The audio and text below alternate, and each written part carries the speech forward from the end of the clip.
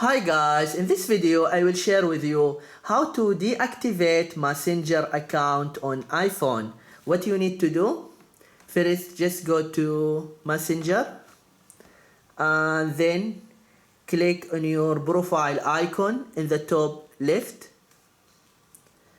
After that, just scroll down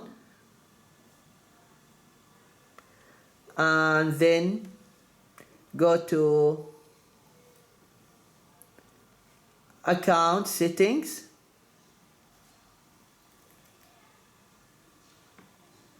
and then just scroll down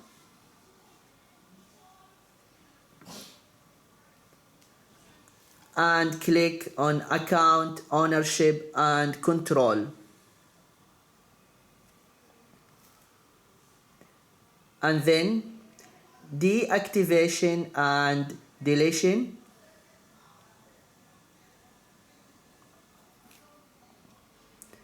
and then just click continue to account deactivation. This is what you need to do if you want to deactivate Messenger account on iPhone. I hope this video is helpful, and don't forget to give a like and subscribe to the channel if you are not subscriber yet. Thank you and see you.